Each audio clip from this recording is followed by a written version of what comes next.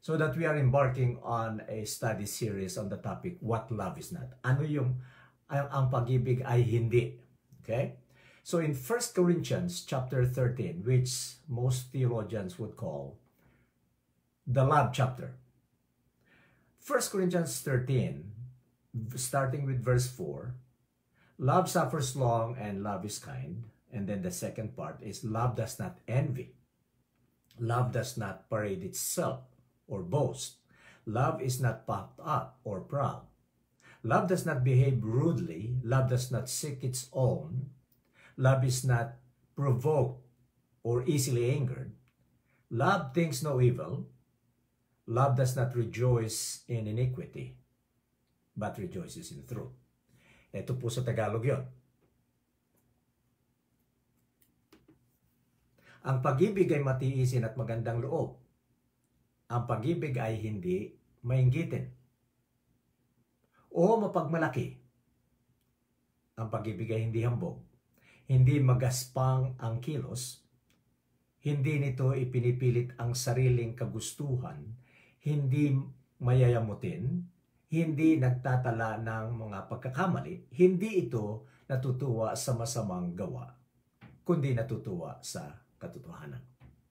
Heavenly Father, may you bless the reading of your word.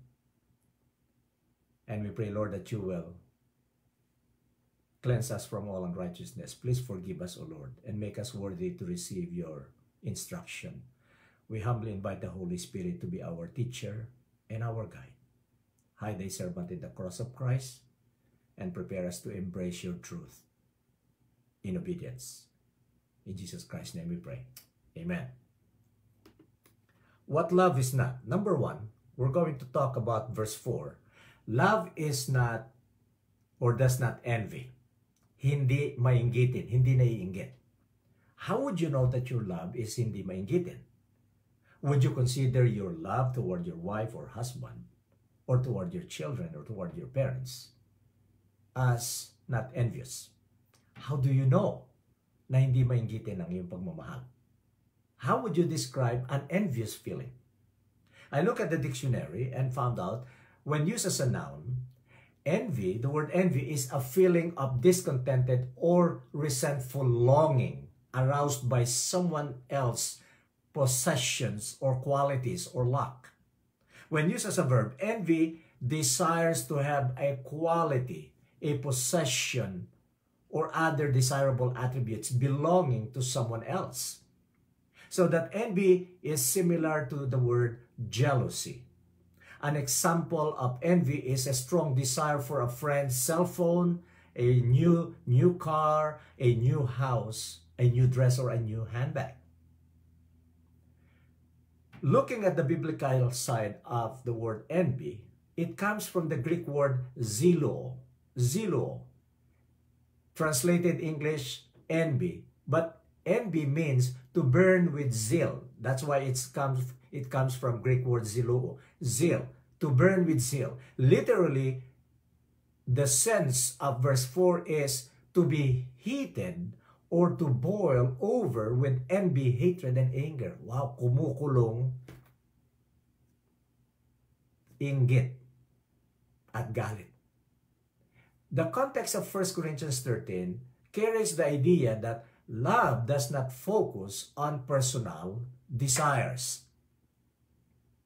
It is not eager to increase possessions or paramihin ang kayamanan. God's type of love is agape. It is selfless, not selfish or self-centered. Selfish jealousy is at odds with God's type of love, which is agape. Envy is the opposite of God's command not to covet your neighbor's wife or your neighbor's goods.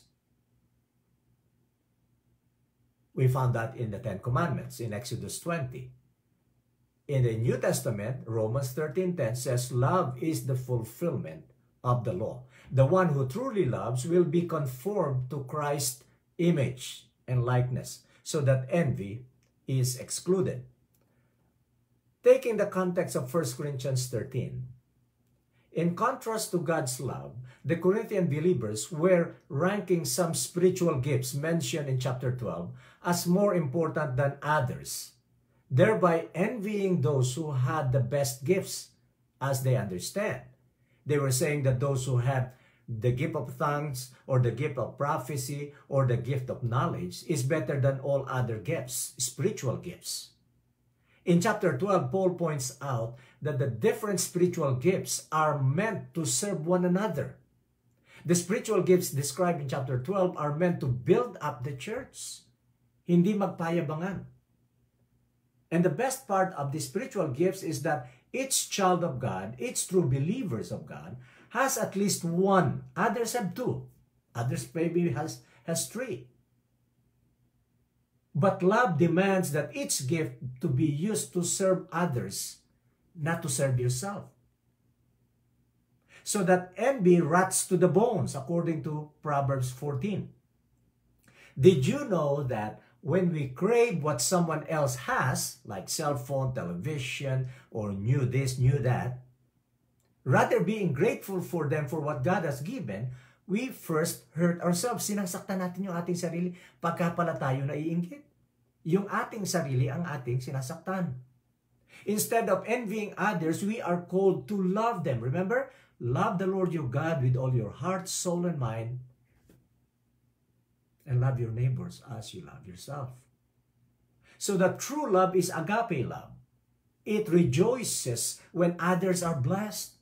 So that kung ang kapitbahay mo, meron silang bagong motor or bagong ganito, instead na kainggitan mo siya, magpasalamat tayo. There is no room for envy. Love does not seek to benefit itself. Love is content with what you have, with what it has, because it's focused on meeting the needs of a loved one. Say, for example, your husband, your wife, your children, or your parents, your lolo and lola, or your brothers and sisters, or kapatiran sa Panginoon. So that is, love does not envy, hindi mainggitin.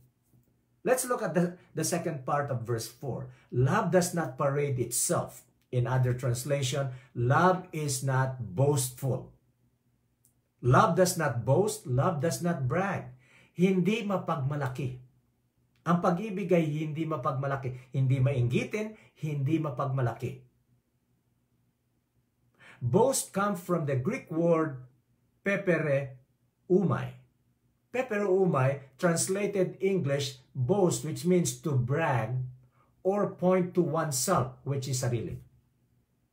In contrast to kindness and patience in the first part of 1 Corinthians 13:4, mentioned, boasting is not the mark of love. Ang pagmamalaki, boasting, bragging, pagmamalaki, is not a mark of true love. Paul mentions of boasting is significant, giving his teaching against arrogance elsewhere in the scripture. So that again, taking the context of 1 Corinthians 13, earlier in the writings of the Apostle Paul, reveals that the Corinthian Christians, they were called Christians already, but they came from different backgrounds. And they were boasting about many things among these spiritual gifts, right? They touted their allegiance to different apostles. Some are for Paul, Peter, and others are for Christ. Thus creating divisions, hati-hati or cliques, factions, in the Corinthian church. They were critical of Paul in chapter 4 of 1 Corinthians. You will also notice that they boasted their immorality inside the church in chapter 5. Ang masakit pa niyan, in chapter 6, they are suing each other. While in reality, the believers should not be suing each other. Because the believers are followers of Christ, and who will be judging in the court? The unbelievers, the follower of Satan. That should not be the case. That is mentioned in chapter 6. And the other arrogant actions of the Corinthians are ultimately countered, corrected in chapter 13. Thus, we have 1 Corinthians 13. So that love is the proper corrective action for all those inappropriate behavior and attitudes inside the church. According to verse 4, real love does not envy, does not brag, or does not boast. There's no practicing of itself of bragging in love. The actions of the Corinthians are sometimes evident among today's culture, society, including us here in the Western Hemisphere, in the Western world. Rather than live with kindness and patience, many promote division in the Corinthian church. They criticize church leaders, aray. And they lack suggestions, corrective criticisms, destructive criticisms. They brag of their enlightened attitude. May nabasang ganito, akala nila yun ang tama without really looking at the context, the background, the historical background in the passage. Just because it's different, it doesn't mean it's right. And so, people at Corinth are bragging their enlightened attitude towards sin, and they are bringing lawsuit against fellow Christians, as mentioned in chapter 6. And the remedy of these flaws in 1 Corinthians 13 is the word love. A Christian who exhibits godly love or agape love will not parade itself, will not brag, will not boast. Hindi siya magmamalaki. Why? The reason being is that true love does not boast. That's simple. Love is focused on the loved one, not himself or herself. Yung nagmamalaki, ang tawag sa English, a braggart. Right? A braggart is full of himself. Kaya pag sinabihan ka, you are full of yourself, sinasabihan ka, hambog ka, mapagmalaki ka. People who are braggart are full of themselves, magnifying their own accomplishments, and occupied with self-aggrandizement to notice others. But godly love, agape love, turns the perspective outward, not inward. A person with God's agape love will magnify others, will focus on their needs, will offer help with no thought of repayment and recognition. That is agape love, who is not boastful or bragging or hindi mapagmalaki. When someone says, look at how great I am, that is a braggadocious claim. That's not love. Paul had chance to boast, but he chose not to. Paul had served the Corinthians without salary, completely gratis or free, but he did not boast on his sacrifices. Instead, he wrote, if I preach the gospel that gives me no ground for boasting, then hindi siya qualified to become a true follower, right? Elsewhere, Paul wrote that no Christian has the right to boast about their salvation. So you and I are not going to heaven because we put a large amount of offering, we do good or serve the poor, or because we have a lot of this Nobel Prize or for being a philanthropist. It's not, because our salvation is solely by grace through faith in Christ Jesus. You and I are saved by grace alone, through faith alone, in Christ alone, period.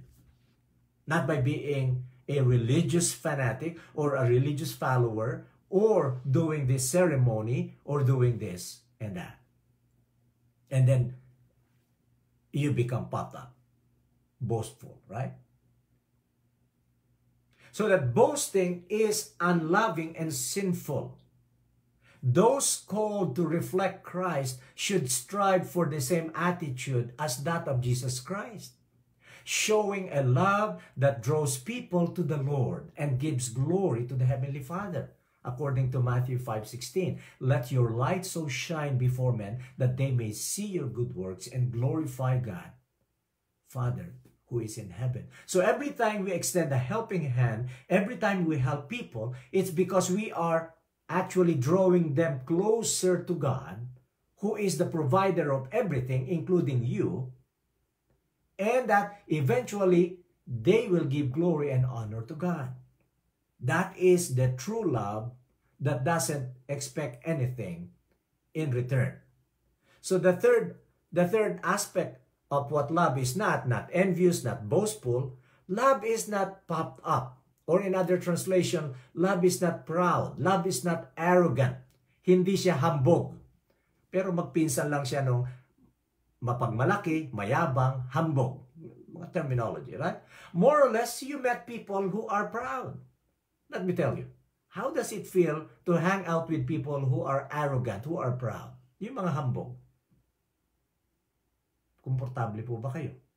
Di ba? Oh, come on. You are full of yourself. Masyado ka mayabang. Uncomfortable, right? What if it's you who are so full of yourself? Hindi mo lang alam.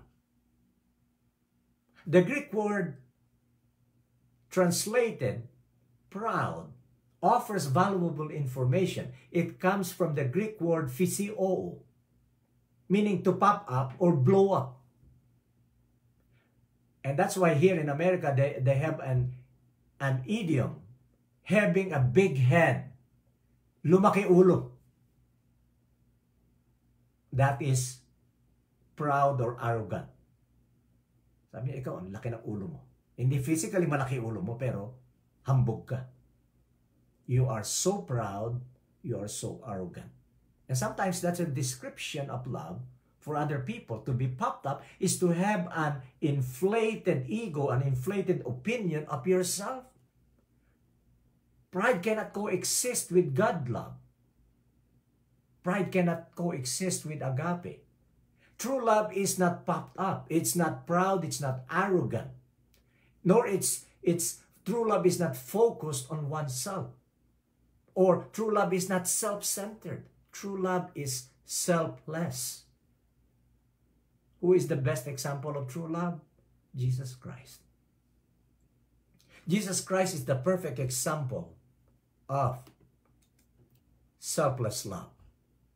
As in Philippians chapter 2, verse 6 to 8, I think we have read that in the previous study, right?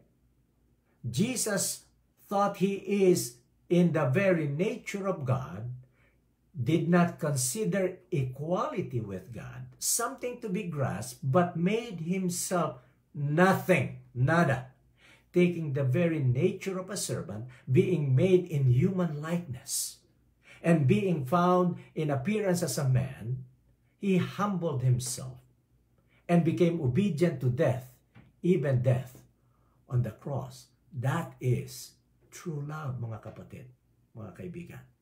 Jesus did not focus on himself when he was beaten up, when he was stripped of his clothes, when he was walking on the Via Dolorosa. He could have called angels to save him from that, and probably called the legions of angels to smoke all the Romans. No, he did not do that. That's what it meant.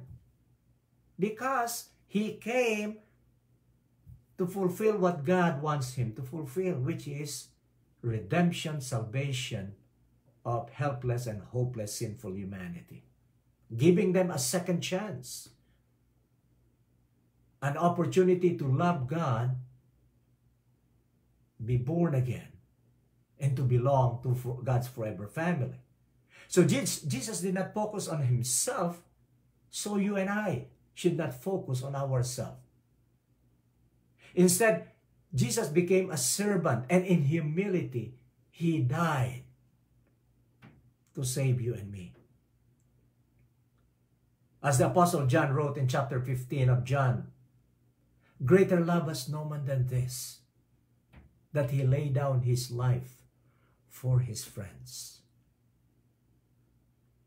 So that true love, in contrast to humility, the Corinthian believers were known for their proud, arrogant behavior.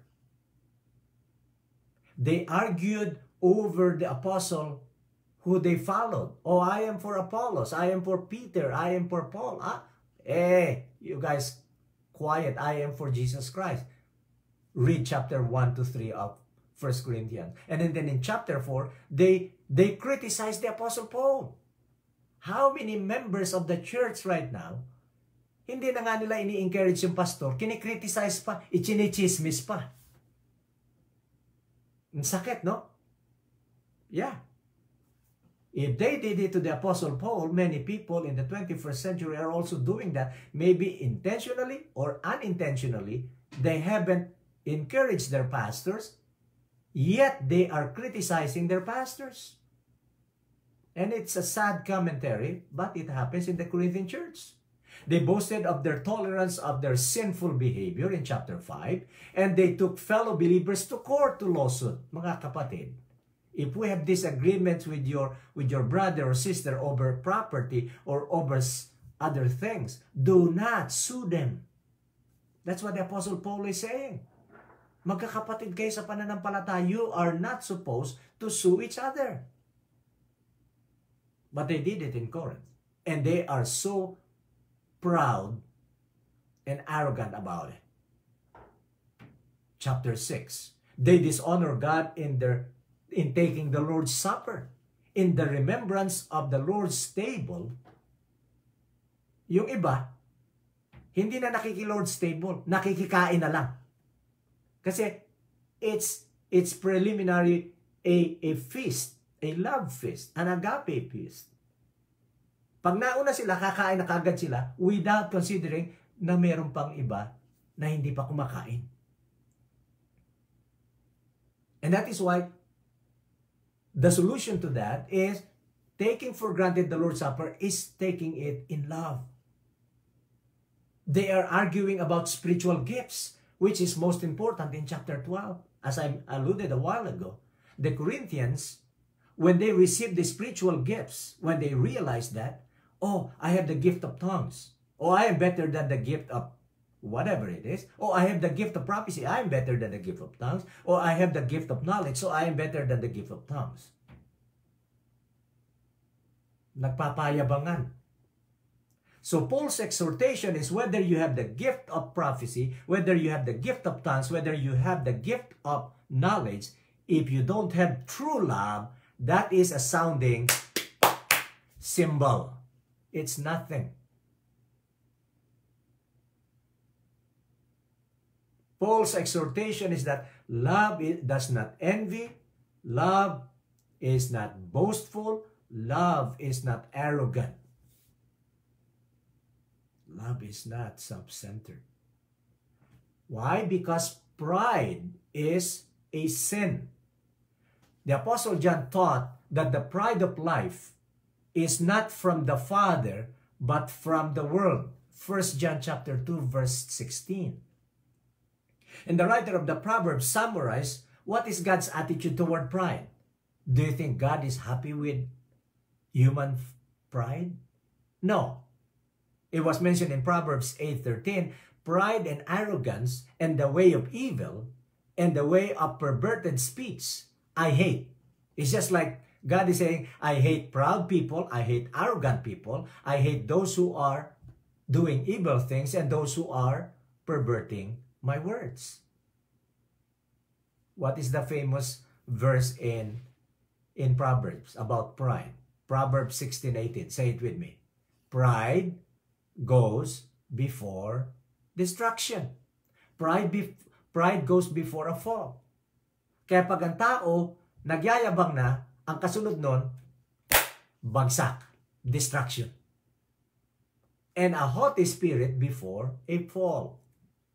So that pride, okay, pride is never satisfied with loving himself.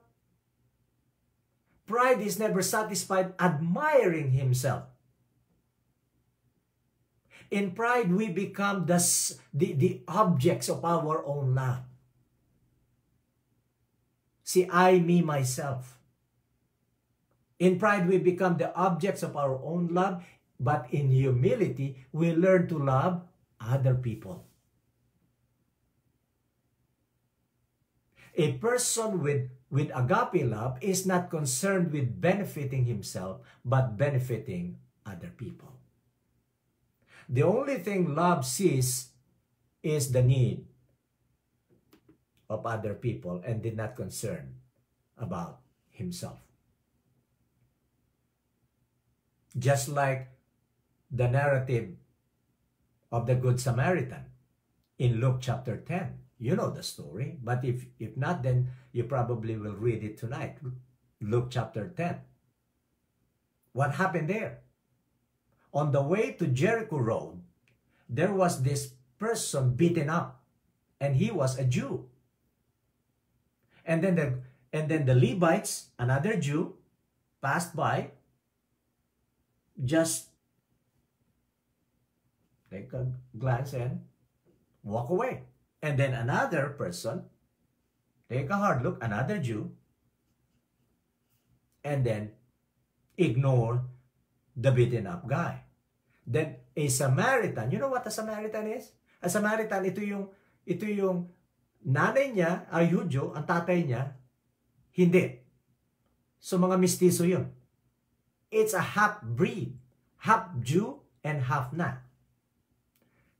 If you are not 100% Jew, you don't have any dealing with a half-half. Especially they call them Samaritan. But who have the beaten up Jew? This is the Samaritan. That's why it's called the Good Samaritan. The Good Samaritan did not care at how it looked to others or what others will think of him because of the accepted norm in the culture and society. But the Samaritan was there just to help the beaten up person. His humble focus on someone else's need is the illustration Jesus used in the command, you shall love your neighbor as you love yourself. And that's what the Good Samaritan did.